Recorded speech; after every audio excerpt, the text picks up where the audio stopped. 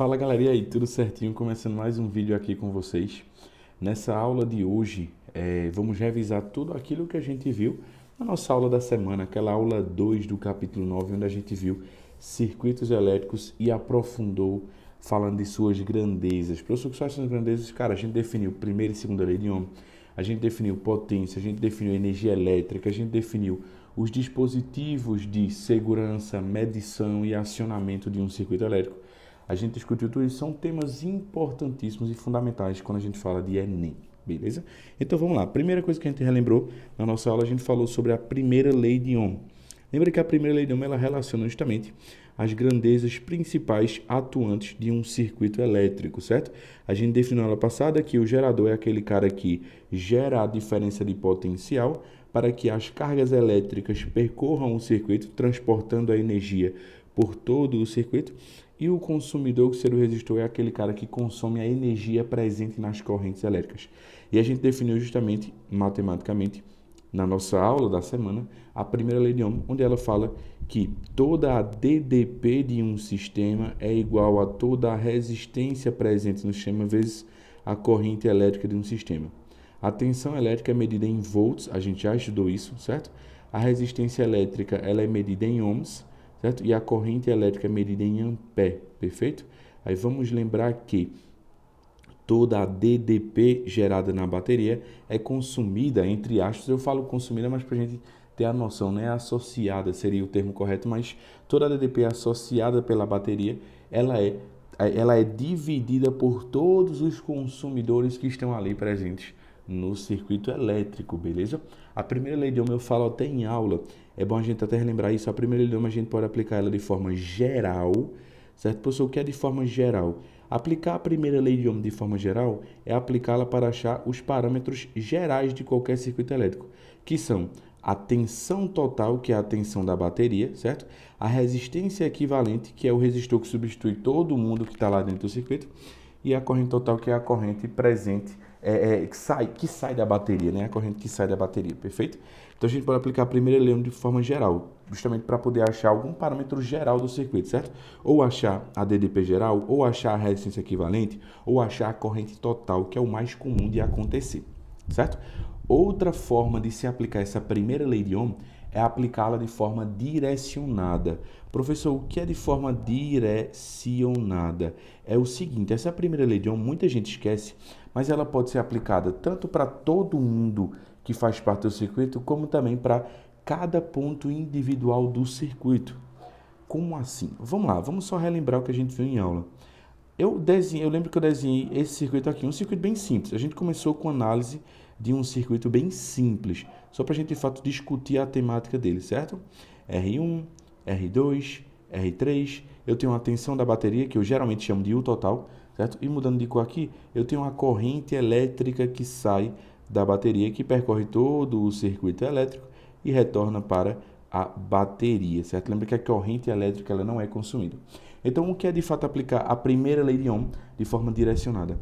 É você escolher um dos resistores e querer saber informações sobre ele. Eu quero saber a DDP do resistor R3, eu quero saber a corrente do resistor R3. Cara, qualquer coisa que você queira saber sobre um resistor, você também pode aplicar a primeira lei de Ohm. Só que aí você aplica direcionado para aquilo que você quer. Eu quero a DDP de R3, então a DDP de R3 é igual a resistência de R3 vezes a corrente que passa por R3. Então, aplicar de forma direcionada ou aplicar de forma geral, você aplica a mesma relação, que é U igual a RI. Só que quando você aplica de forma geral, você vai usar os parâmetros gerais do circuito, que é a bateria, que é o U total, que é a resistência equivalente, que é a resistência que substitui todos os resistores do circuito, e você vai aplicar a corrente total, que é a corrente que está saindo ali da bateria. Perfeito? Então, essa é a ideia da primeira lei de Ohm. Eu posso aplicar ela de forma geral e posso aplicar ela também de forma direcionada, perfeito? Eu lembro que em aula eu fiz análise de vários circuitos, a gente fez algumas questões em cima disso para poder ir fixando e poder aprimorando esse raciocínio. Então, é o que eu digo sempre, nesse assunto não é aquela historinha de, professor, sempre que for assim eu vou fazer isso. Não, se tu for pensar assim, cara, tu vai acertar algumas questões, mas na maioria dos casos tu vai errar as questões. E não é isso que a gente quer, beleza? Então, tu tem que pensar, tu tem que analisar, tu tem que entender a teoria. Mais do que tudo, entender a teoria é fundamental, certo? Se você aprendeu esse assunto em cima apenas de resolução de questões, tu em algum momento vai pegar uma questão diferente e tu vai acabar falhando. Então, o importante é você saber a teoria para depois atacar com tudo a resolução de questões. É por isso que eu resolvo todas as questões em vídeo do nosso material e estão lá na plataforma. Corre lá e assiste para tu poder ter um aprimoramento melhor desse assunto. Tranquilo? Vamos embora dar continuidade. E eu lembro que depois da primeira lei, a gente já caiu de cabeça na segunda lei de Ohm. Vamos embora. Pessoal, logo em seguida, eu lembro que eu defini de forma bem direta justamente essa segunda lei de Ohm, certo? A segunda lei de Ohm, em outras linhas, né? Eu gosto de dizer que ela é utilizada para a gente calcular a resistência de um resistor, só que usando como parâmetro, usando como cálculo, né, os parâmetros físicos de um resistor.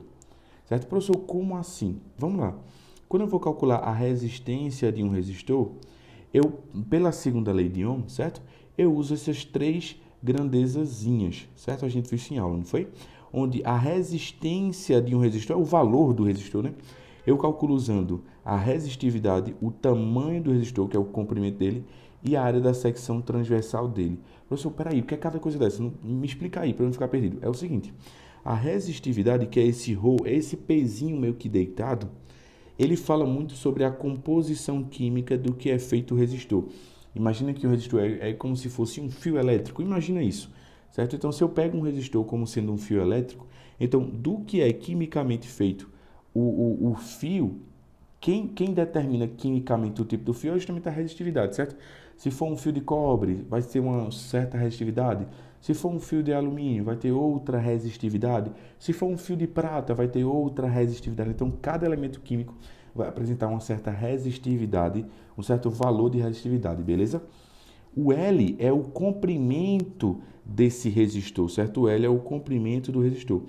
E A é a área da secção transversal, que os eletricistas, os engenheiros eletricistas chamam vulgarmente de bitola, certo? Que é justamente essa areazinha aqui, ó, que é como se fosse o diâmetro do fio ali, só que não é o diâmetro em si, é a área representada pelo diâmetro, né? Quanto maior essa área, mais carga pode fluir com facilidade aqui. Quanto menor essa área, as cargas vão fluir com mais dificuldade, certo? E a gente constrói a segunda lei de Ohm exatamente em cima disso, onde R, vou reescrevê-la aqui só para a gente ter mais espaço, R é igual a ρ vezes L sobre A.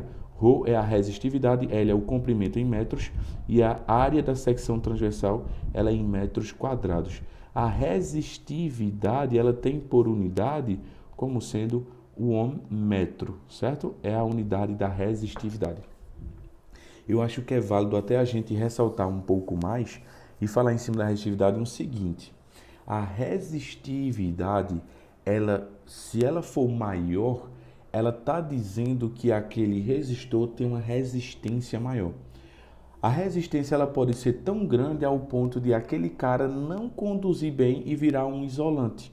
Certo? Então a gente fala aqui o seguinte, a gente fala que quanto maior a resistividade, maior a resistência. E a resistividade ela pode crescer tanto ao ponto de o cara ter uma resistividade tão alta que ele se torne um isolante elétrico, beleza? Então a gente fala que um isolante elétrico ele tem uma resistividade muito grande. Um condutor, um bom condutor elétrico, ele tem uma baixa resistividade, perfeito? E olhando ainda mais a fundo nessa segunda lei da termodinâmica, eu quero te lembrar aqui, a resistência de um resistor, que é no caso o valor do resistor, ela vai ser tão maior quanto maior for a resistividade, quanto maior for o comprimento do resistor e quanto menor for a área da secção transversal desse resistor, beleza? E por fim, a gente pode também ressaltar aqui, o inverso também é verdade. Quanto menor o comprimento do resistor, quanto menor a resistividade do resistor, ou quanto maior a área desse resistor, menor vai ser a resistência desse resistor, perfeito? Então a gente fala que a resistência ela é diretamente proporcional ao ρ, que é a resistividade, e ao L, que é o comprimento, e a resistência de um resistor ela é inversamente proporcional à área da secção transversal. Não confunda resistência com resistividade. A resistividade ela fala sobre o tipo químico que esse resistor é feito. Beleza? Então a gente finaliza por aqui a segunda lei de Ohm. Eu quero avançar para falar agora de potência e de energia. Vamos lá. Galera, eu queria agora relembrar com vocês o conceito de potência e o conceito de energia elétrica. Vamos lembrar que a potência elétrica, ela fala muito sobre o quão um corpo não, né? A gente tem o costume de falar sempre o corpo, mas vamos lá.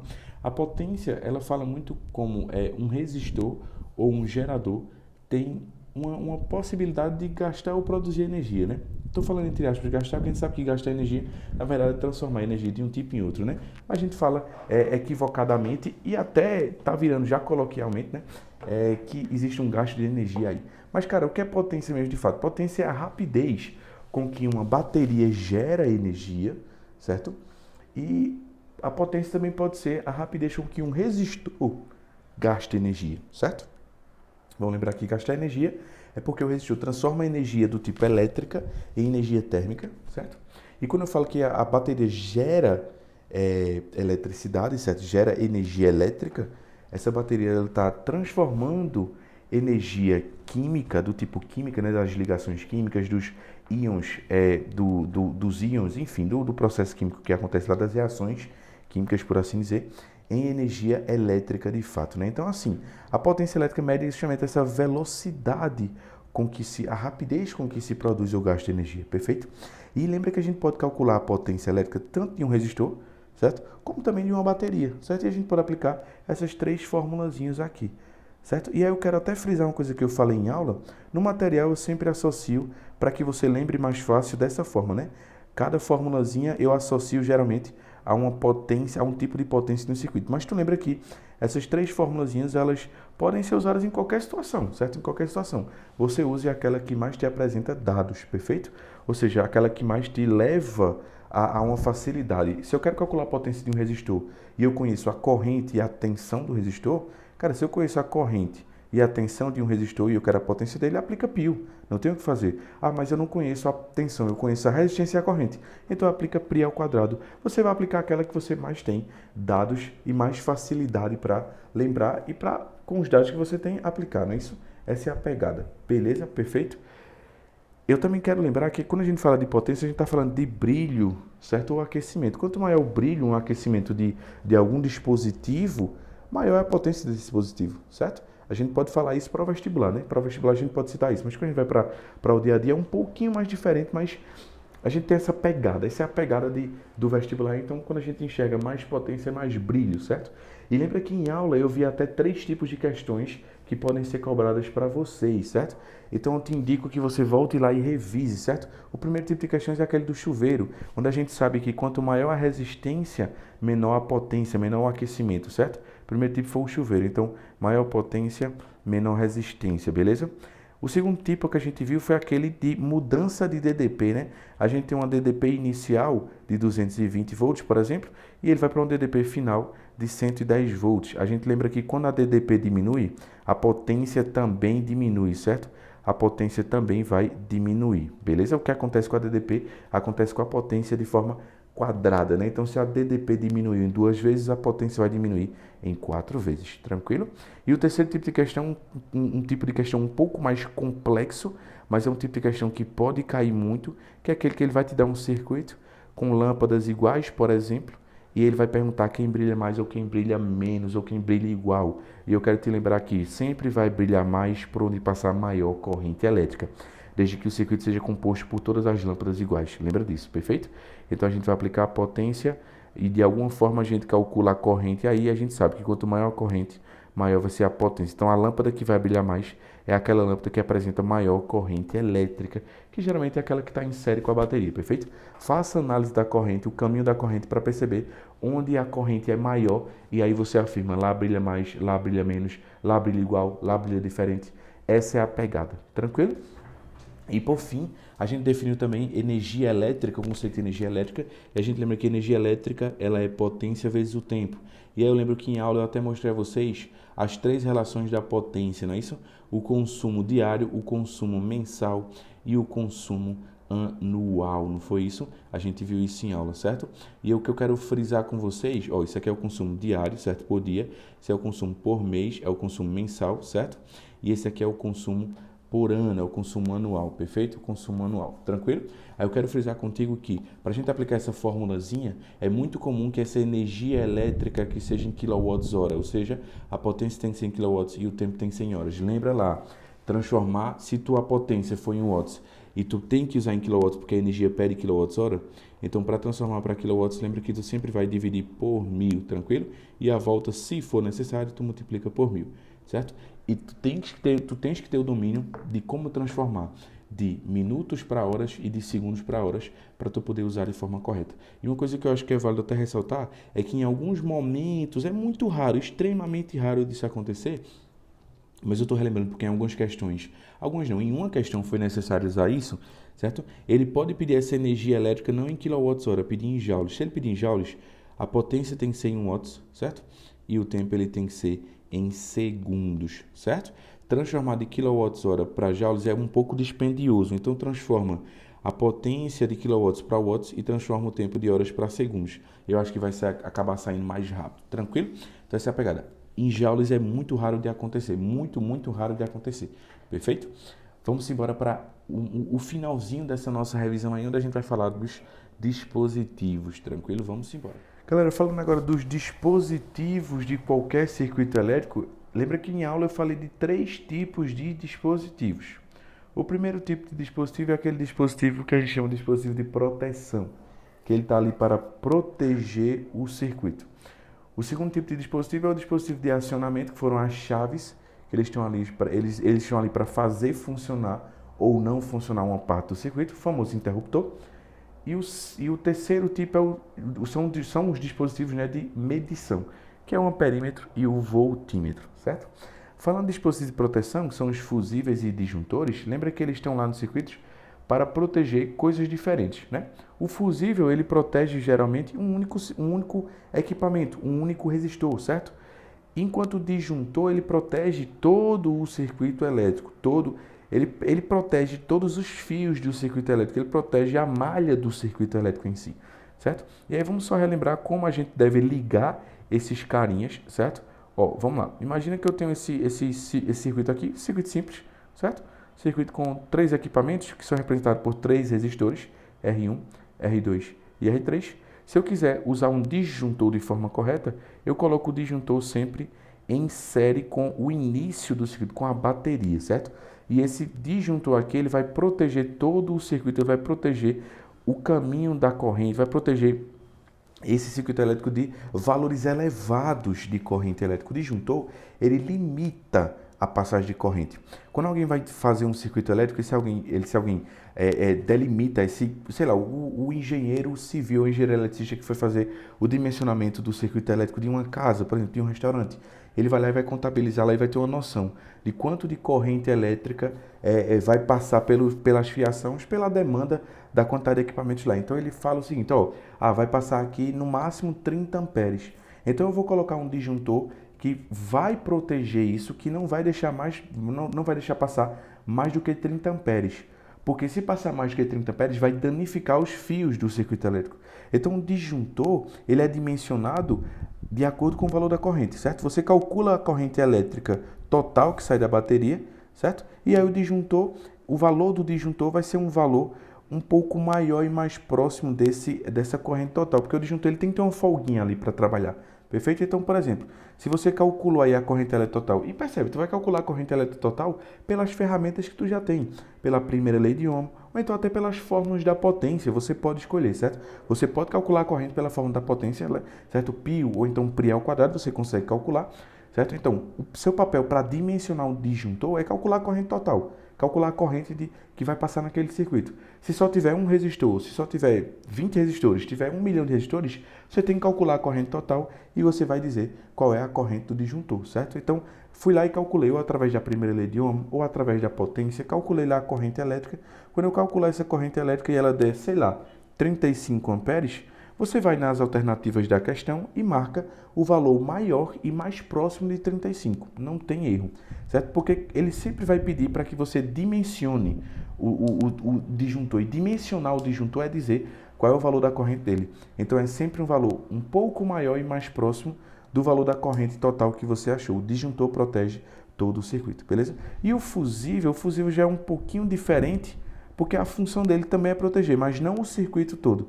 Proteger, sim, um equipamento único, certo? Então, o fusível, ele tem a mesma simbologia de um disjuntor e ele vai proteger um resistor, um equipamento apenas, certo? E para dimensionar um fusível é a mesma coisa do disjuntor. Calcule a corrente, mas o disjuntor, como ele protege todo mundo, então é a corrente total. Já no fusível, você calcula a corrente que vai passar pelo equipamento que você quer proteger. Quando calcular essa corrente, que é a corrente, no caso aqui de R3, certo? Porque eu estou protegendo R3, você vai lá nas alternativas e marca novamente o valor maior e mais próximo, Zé Fini. Não tem erro nenhum. Tranquilo? E quero só ressaltar, o disjuntor, quando ele protege, ele funciona como se fosse uma chave abrindo, certo?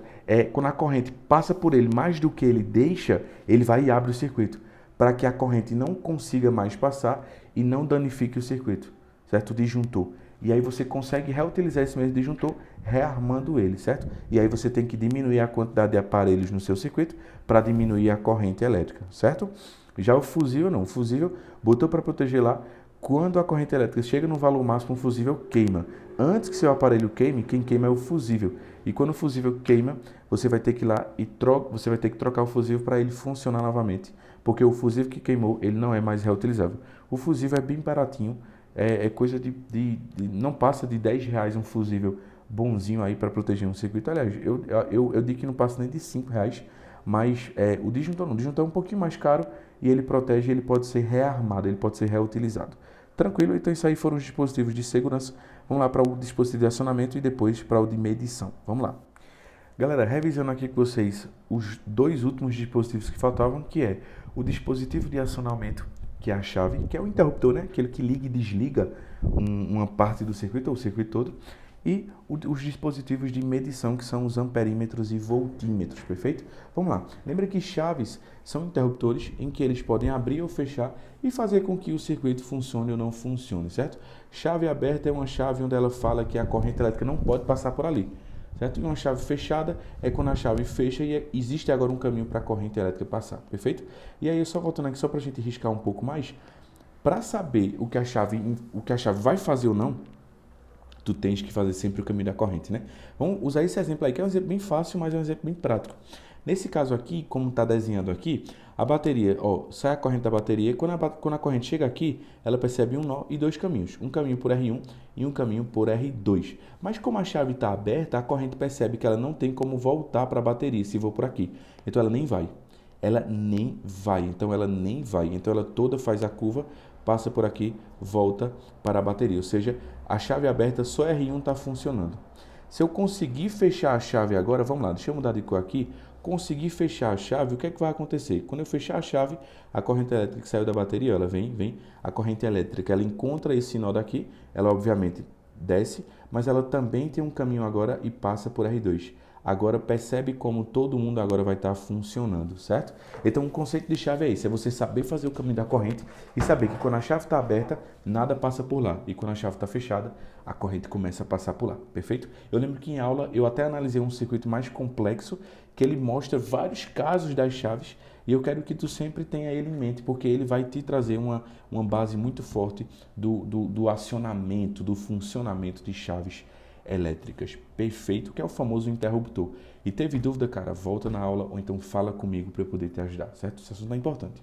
E por fim, eu lembro que a gente viu o conceito de amperímetro e voltímetro, não foi isso? Amperímetro, ele mede a corrente elétrica, certo? E o voltímetro, a função dele é medir a DDP associada a uma certa parte do circuito, a um resistor, a uma bateria, certo? Então, eles são instrumentos de medição, eles não alteram em nada no circuito, eles estão ali apenas para medir.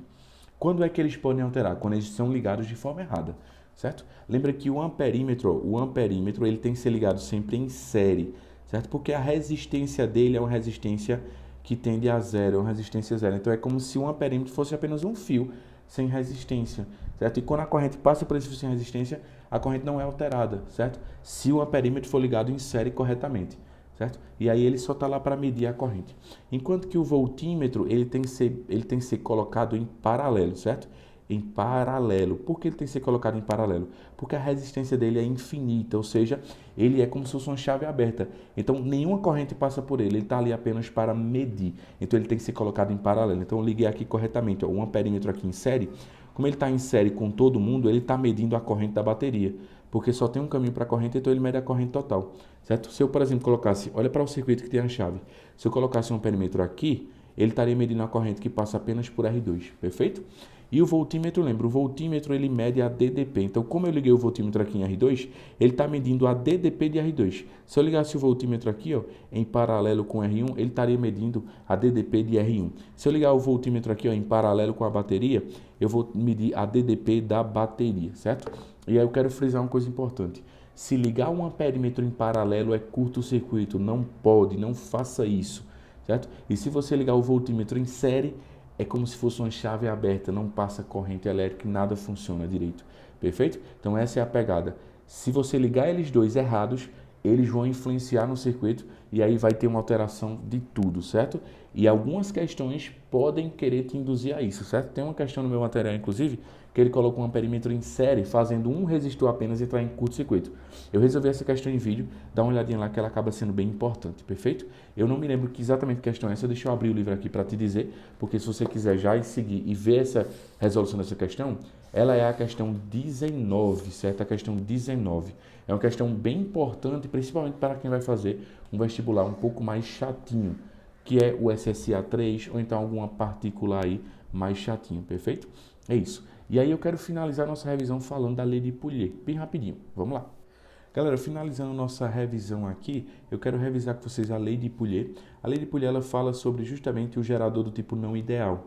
É aquele gerador o qual ele é composto por uma resistência interna, que é justamente aquela resistência que consome uma parte do que ele consegue gerar. A gente sempre fala que um gerador não ideal, ele gera justamente uma DDP, uma força eletromotriz, que a gente chama de E, ela é a tensão total, certo? Ela é a tensão total, perfeito? É a tensão total. A resistência interna gasta uma parte dessa tensão total e o que sai para o equipamento utilizar, ou seja, para o resistor utilizar, para a TV, sei lá, para o celular utilizar, enfim, para o que é ligado a essa bateria não ideal, certo? O que sai para o equipamento utilizar de verdade é o famoso U, que é a DDP útil, certo? A gente viu isso em aula, não é isso? E a gente definiu a lei de Pouliot como sendo justamente ó, o útil, ou seja, o que de fato vai ser usado de forma útil, é igual ao total que é gerado menos o que a resistência interna gasta, perfeito? Essa é justamente a lei de Pouliot, tranquilo? É a lei de Pouliot e ela é fundamental para quem vai fazer um vestibular como SSA 3, certo? Porque para quem não vai fazer um SSA 3, quem vai fazer o Enem, por exemplo, o Enem já, logicamente, ele cobrou a lei de Pouliot, mas se você nunca tivesse ouvido falar na lei de Pouliot, você conseguiria fazer qualquer questão que já caiu no Enem, simplesmente encarando isso aí como se fosse um circuito normal, certo? Um circuito onde eu tenho um Rzão e Rzinho em série, certo? E aí você conseguiria fazer tranquilamente sem nem ter ouvido falar que a lei de Pouliot existe, certo? Se a questão for para o Enem. Se a questão for para um SSA, eu acho que eles vão querer dificultar um pouco mais, então acaba que essa lei de Pouliot acaba sendo fundamental. E lembra, Rzinho é a resistência interna, o E é a tensão, é a DDP, é a voltagem total que a bateria conseguiria oferecer, certo? E o útil é o que, depois que a resistência interna gastar, é o que sai para a resistência maior, que é o equipamento elétrico, perfeito? E eu quero te lembrar como a gente consegue calcular essa corrente elétrica total. A gente calcula assim, ó, o E total é igual ao R equivalente vezes o I total. O E total é o E da bateria, não é o útil, é o E total, é tudo que ele consegue gerar, certo? O R equivalente vai ser sempre Rzão mais Rzinho, porque vai estar todo mundo em série, ou está todo mundo em série, vezes a corrente total, e tu acha facilmente. A corrente total seria o E total dividido por R mais Rzinho, certo? Quando achar o I total, volta para cá, o I total vezes o Rzinho vai dar um valor em volts, certo? Menos esse Ezão daqui, que também é a força eletromotriz, né? Que também está em volts, e aí subtrai os dois e tu acha o útil, é o que vai sair para esse resistor daqui, perfeito? E aí eu só quero também frisar vocês que para a gente calcular a potência elétrica total do circuito é bem fácil, é o famoso π, só que no lugar do U, como é a potência total, tu vai usar o E total. E se ele pedir a você a potência útil, certo? A potência útil vai ser sempre o I vezes o U útil, certo? E lembra que esse I é sempre o I total, tranquilo? Então é isso, a potência útil e a potência total você calcula nesse formato daqui, perfeito? Tranquilo? Show? Essa é a ideia da lei de Pouliot. E a lei de Pouliot ela fala fisicamente que a resistência interna de uma bateria consome, retém parte da energia total que a bateria conseguiria oferecer e o que sai é o que de fato vai ser usado de forma útil, é aquilo que não foi perdido e que vai ser usado pelo equipamento para funcionar. Perfeito, galera. Então essa é a lei de Pouliot. Lembra que se você nunca tivesse ouvido falar da lei de Pouliot, para o Enem tu conseguiria fazer tranquilamente, é só lembrar que a resistência interna ela vai estar sempre em série com a bateria, perfeito? E aí tu faz as contas como se fosse um circuito normal, onde a Rzinho é uma resistência como outra qualquer, perfeito? E se você vai fazer um SSA3, preste atenção, principalmente lá no conceito de potência útil e potência total, o qual ele também pode ainda calcular, pedir para tu calcular o rendimento. O rendimento vai ser sempre potência útil sobre potência total, porque o rendimento é aquilo que a porção que ele usa da potência total de forma útil, certo? O rendimento é o quão útil essa bateria consegue ser, perfeito? Tranquilo? Então a gente finaliza por aqui. Qualquer dúvida que vocês tiverem, sempre lembrem que podem contar comigo a qualquer hora, perfeito? Então um cheiro a todos e até a próxima, galera. Tchau!